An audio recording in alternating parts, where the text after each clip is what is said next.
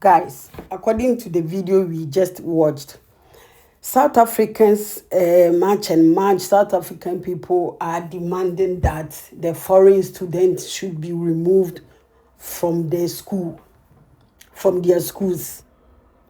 And while they are doing this, Sarah Ramaphosa sent his foreign minister to Ghana to talk about peace.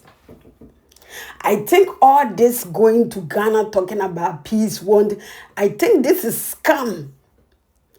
Because before you go to Ghana and try to talk with the president to solve some issues, you need to start from South Africa. You need to stop your people from doing this to foreigners. They continue doing this to foreigners, and you want to go around Africa and talk about peace. How can this be possible? Anyways, guys, I greet you all. I think since 3 days now, this video has been trending. South African foreigners going to Ghana, sent by Ramaphosa going to Ghana, it's been trending, I think, since three days now. And I just want to share with you guys. Maybe some of you have watched this video before. So you can feel free and share your thought under the comment section. What you think about this or this whole issue. If it is right or Ramaphosa should start from South Africa, arrest people he's supposed to arrest and make peace in South Africa before he goes to other countries in this continent to talk about peace. Yeah, I'll just leave you guys to watch the videos. I'll come back again. And if you've been watching me or today is the first day you've come across my video, kindly subscribe to my channel, like the video, and then share. You see, the way Ghanaian president take this xenophobic attack really seriously, the Nigerian government supposed to take it seriously like this. So, do you know how many Nigerians have died? Their properties, their businesses. Do you know how many of them?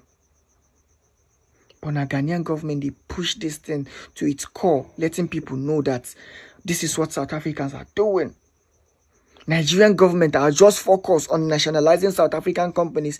They are very intent about this money. They like money. It's not, look, what they are doing is okay. It will hurt South Africans very bad. But it's not always about money. There are some things you need to do it, so it won't repeat itself in future. You understand? It's not always about money. You know, South African president literally sent delegates to Ghana to speak with John Mahama, right? He told them he wants to speak with Ramaphosa, not them. You know, from there, they will know that this man is serious about this. From there, they will know that he's very serious about his citizens.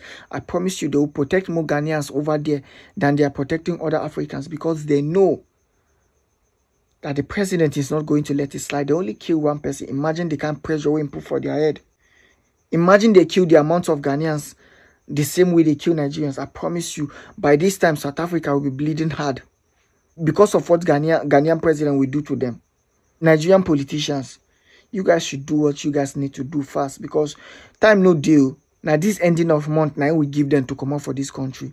I don't know come out and I go see us. Indeed, I was in Ghana 2 days ago, and on behalf of President Ramaphosa as a special envoy, where I delivered a special message.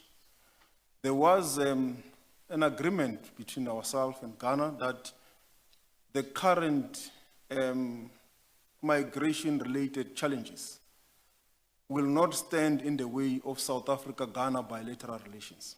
It does not impact the Ghana-South Africa bilateral relations, because South Africa and Ghana have got long-enduring good friendship and relations.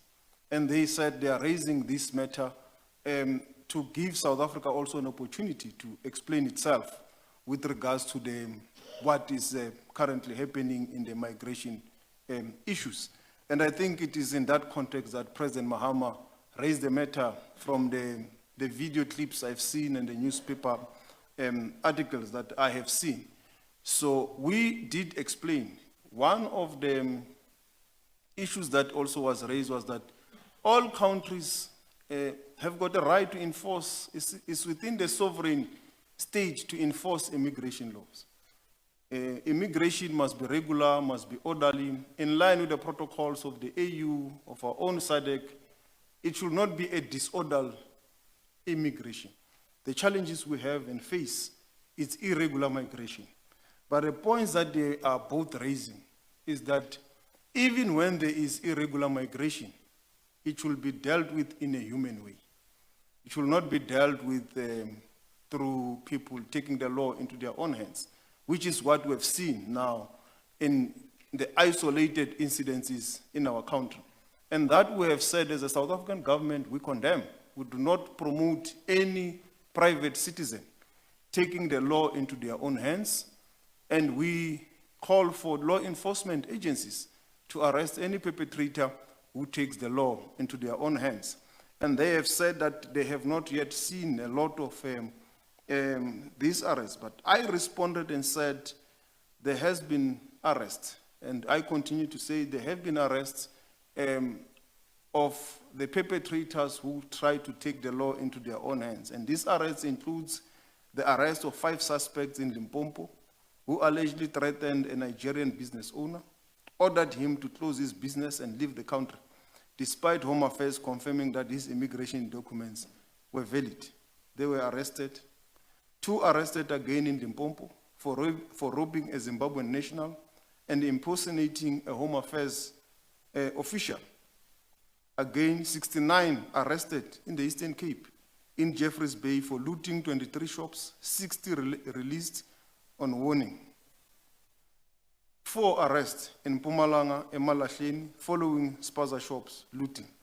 So there is action that the South African Police Service is taking against the perpetrators of self-help, taking the law into their own hands, and that the enforcement of migration and regular migration should be left to the authorities, Home Affairs, the South African Police, labor inspectors, and the immigration officers of Home Affairs, or the BMA. Thank you. Ghana, more than 11,000 last year. This year, between January and the 5th of June, according to official data, more than 10,000 South Africans have already visited Ghana. So don't allow anybody to make you think that your country is some second-rated country. A lot of these people are traveling here, coming here, seeing opportunities here, investing here, establishing businesses here.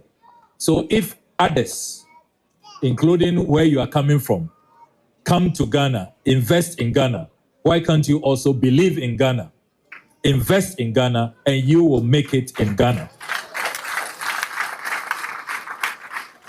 For some of you, all you need is a mindset change.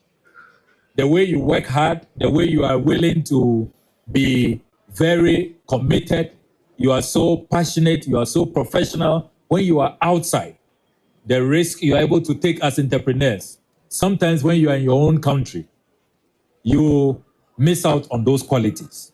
So just bring all of those qualities here, and the returns will be far more than what you were earning elsewhere.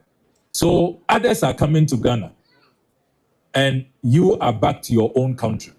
Believe you can make it in Ghana, and you will make it in Ghana. It is just a mindset issue.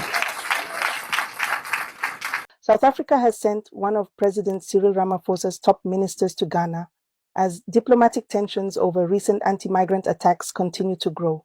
South Africa's Minister of International Relations and Cooperation, Ronald Lamola, traveled to Accra as President Cyril Ramaphosa's special envoy to hold high-level talks with Ghanaian President John Dramani Mahama following recent attacks on Ghanaian citizens and other African migrants living in South Africa. According to Lamola, the meeting focused on strengthening relations between the two countries, addressing the recent attacks, and discussing migration across Africa.